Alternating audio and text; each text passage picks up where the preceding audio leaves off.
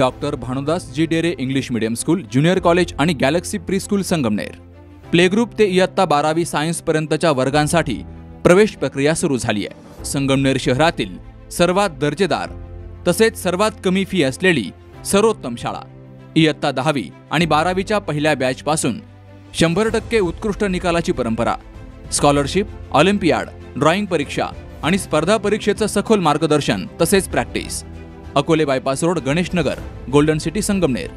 संपर्क 95 790 54 084. निमगाव जाळी येथील जिल्हा परिषद प्राथमिक शाळेच्या आदर्श शिक्षिका ग्रेड मुख्याध्यापिका शारदा सकाहरी ढमक यांचा सेवापूर्ती सोहळा मोठ्या उत्साहात पार पडला. या कार्यक्रमाच्या अध्यक्षस्थानी प्रवरा बँकेचे वाईस चेअरमन मच्छिंद्र थेटे होते. तर प्रमुख उपस्थिती म्हणून प्रवरा बँकेचे संचालक बबन काळे, भागवताचार्य काळे महाराज, माजी जिल्हाधिकारी शिवाजी जोंधळे, शिक्षण विस्तार अधिकारी सुवर्णा फटांगरे, संगमनेर वकील संघाचे अध्यक्ष ॲडव्होकेट उदयसिंह ढोमसे, निमगाव जाळीच्या लोकनियुक्त सरपंच प्रतिभाताई जोंधळे, तातासाहेब गुंजाळ, शिवाजी डोंगरे, शामराव वाळके, दीपक डोंगरे, विवेक डोंगरे, राम तांबे, ॲडव्होकेट सकाहरी धमक यांसह अनेक क्षेत्रातील मान्यवरांची आणि ग्रामस्थांची हजेरी होती. आलेल्या प्रमुख पाहुण्यांचा आणि मान्यवरांचा ढमक परिवाराच्या वतीनं सत्कार केला गेला. जिल्हा प्राथमिक शिक्षक बँकेच्या वतीनं बँकेच्या संचालिका सरस्वती घुले यांच्या हस्ते शारदा ढमक यांना 11,000 रुपयांचा चेक आणि सन्मानचिन्ह प्रदान केलं गेलं. सामान्यातून असामान्य घडविणारी, नवीन पिढीच्या भविष्याची दालने उघडणारी, अज्ञानाचा अंधार जाळणारी, नैतिकतेची मूल्य पाळणारी एक आदर्श व्यक्ती म्हणजे दुसरे कोणी नसून एक शिक्षकच आहे, या मतास मी ठाम आहे.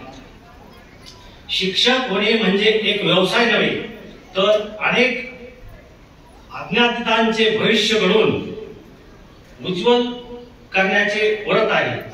राष्ट्र निर्मितीचा एक ध्यास आहे, एक प्रभावी साधन आहे. त्याचबरोबर जीवन जगण्याचा एक उदात्त मार्ग आणि एक विश्वास आहे असे मला वाटते. मित्रांनो, जसे कुंभार मातीच्या गोळ्याला एक विशिष्ट आकार देऊन वेगवेगळे भांडे घडवतो, अगदी तसेच शिक्षक हे नीतिमूल्य संस्कार देऊन अनेक बालकांना डॉक्टर, इंजिनियर, वकील, शिक्षक आणि नामवंत नागरिक घडवतात. म्हणून राष्ट्र निर्मितीमध्ये शिक्षकांचे योगदान महान आणि उल्लेखनीय तसेच असामान्य असे आहे. आपल्या स्वभावातील उपजत निखळ मैत्री, हसतमुख संवाद, आभार वृद्धांप्रती नम्रता व सौजन्यशीलता, सुसंवाद, प्रामाणिक सेवाभाव, प्रेमळ सौहार्दपूर्ण संभाषण कला, स्वच्छंदी स्वभाव इत्यादी अष्टपैलू गुण अगदी शेवटपर्यंत आपण यशस्वीपणे जोपासला याचे साक्षीदार म्हणून सर्वांनी अनुभवले आहे. कौटुंबिक, शैक्षणिक, सामाजिक जीवनात आपले अनुभव व मौल्यवान मार्गदर्शन मिळाल्याने विद्यार्थी, सहकारी, शिक्षकवृंद, सगळे सोयरे, स्नेहीजनांचा आनंद द्विगुणित झाला आहे. तळागाळातील विद्यार्थी शैक्षणिक दृष्ट्या सक्षम व्हावा, अध्यापनासह बोलकी शाळा यासाठीच्या शासनाच्या विविध योजनांचा शालेय स्तरावर वरिष्ठांचे मार्गदर्शनाखाली वैशिष्ट्यपूर्ण व सक्षमपणे कार्यान्वित करणे कामी शिक्षण म्हणून आपला प्रदीर्घ अनुभव, यामुळे आपले कार्य कायम व सदैव अति उत्कृष्ट असेच आहे. आपला शिक्षकी पेशातील शिस्तबद्ध अध्यापनाचा सेवाकाळ शिक्षण विभाग, जिल्हा परिषद अहमदनगर यांच्या अधिपत्याखाली संगमनेर तालुक्यातील सादतपूर, निमगाव जाळी आणि राहाता तालुका येथील नवनाथ विद्या मंदिर प्रशाळेत तसेच अकोले तालुक्यात दुर्गम भागातील आश्रमशाळेत अध्यापनाची यशस्वी कारकीर्द पार पाडली आहे. You only taught me Marathi, reading and writing. You always make me laugh and smile. I hope we can have more fun times together now. Thank you for taking care of me and teaching me new things. You are an excellent teacher. Aji, I learned so much from you. आमची शाळा ही एक ज्ञानाचे मंदिर आहे. यातून बाहेर पडणारा प्रत्येक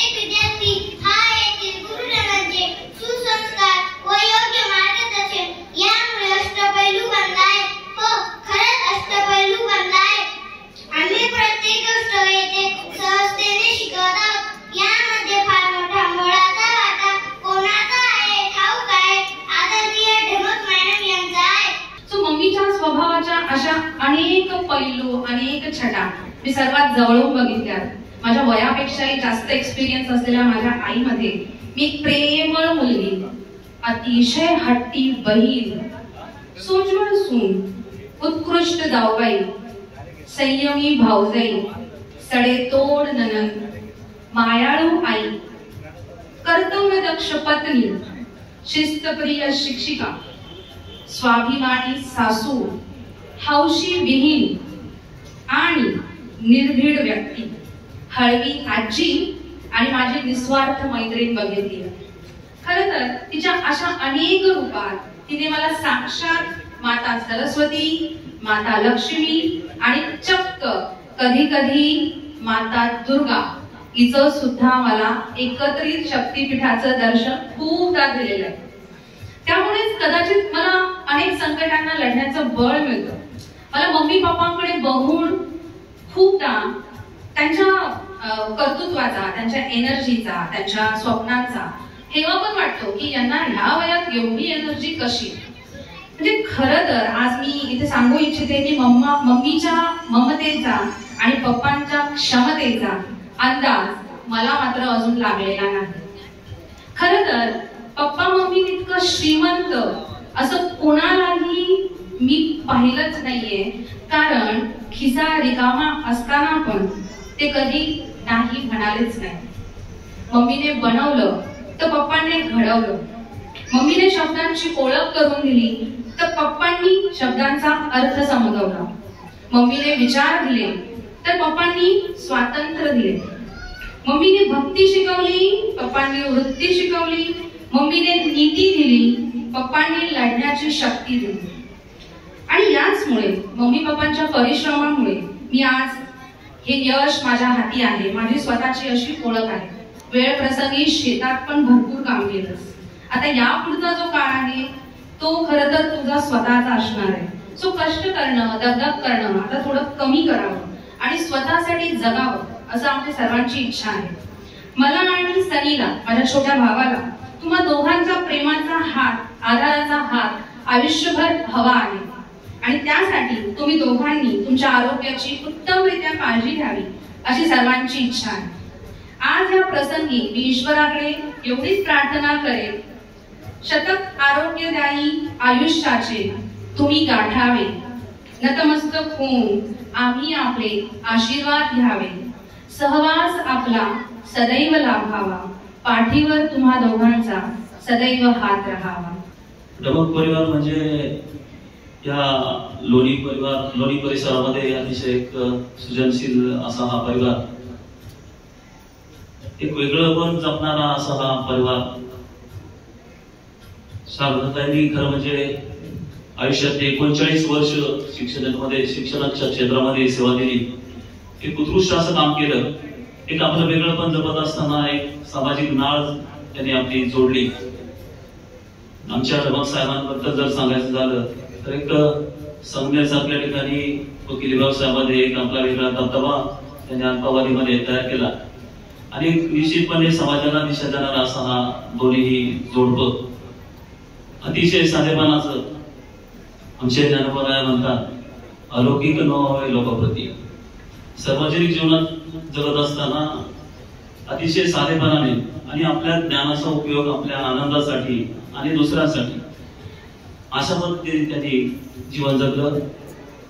त्यांचा अहंकार त्यांनी कधी दाखवला नाही. आपलं ज्ञान हे समाजासाठी आणि आपल्या आनंदासाठी असावं अशा पद्धतीचं एक वेगळं पण त्यांनी त्या ठिकाणी ठेवलं. वाघिणीचं दूध जेवढं काही शक्तिशाली आहे ते ठेवण्याकरता पात्र देखील शक्तिशाली लागतं.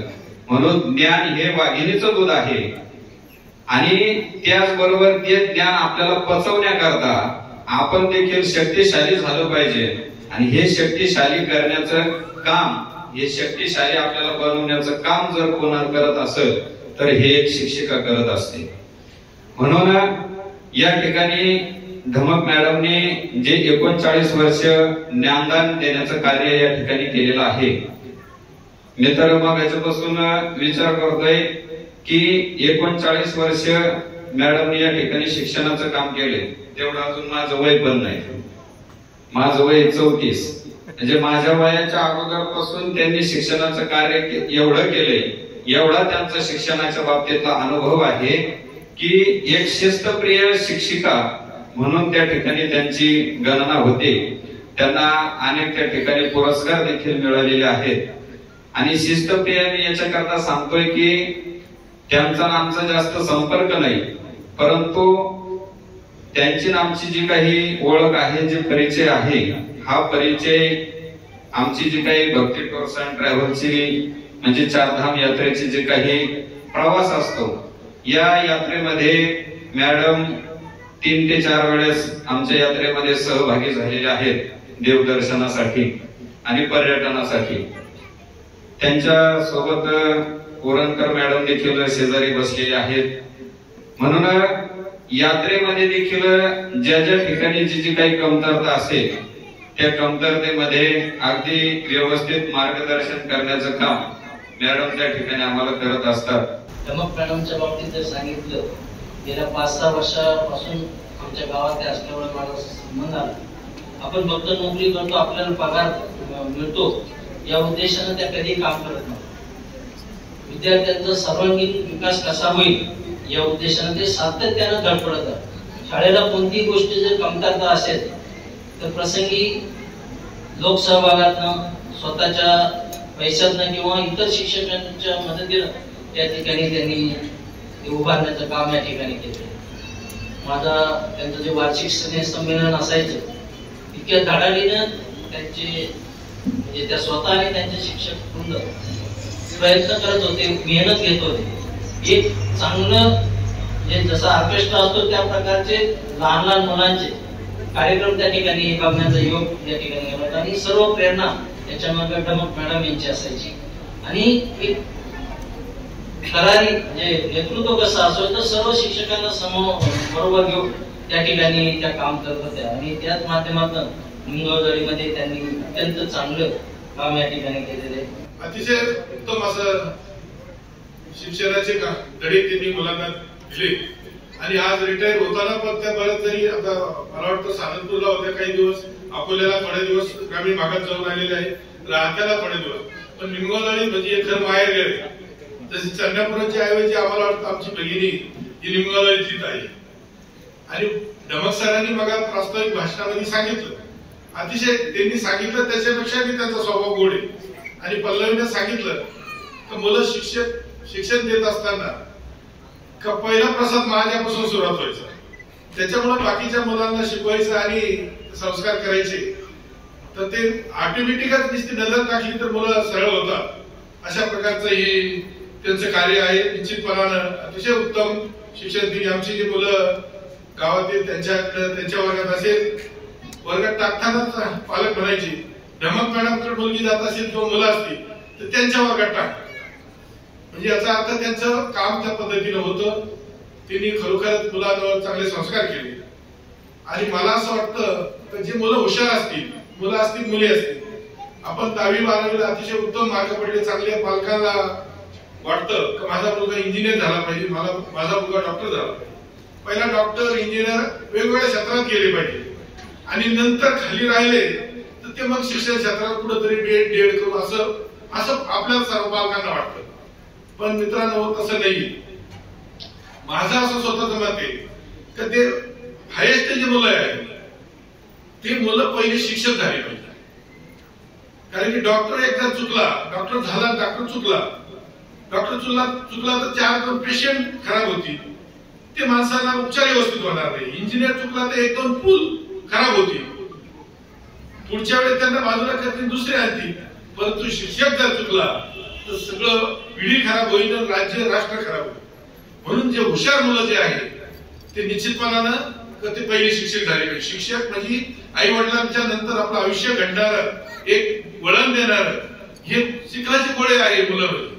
काय म्हणजे ते अज्ञान आहे आणि त्यांना घडून त्यांना रोग परीक्षा द्यायची, त्यांना त्याच्यात बुद्धी हे करायची, तर ते शिक्षकाचं काम शिक्षक करतात. मी जवळजवळ 39 वर्ष, 3 वर्ष हायस्कूल वरती आश्रम शाळा, उरलेली 36 वर्ष जिल्हा परिषद शाळेमध्ये सर्व्हिस केली.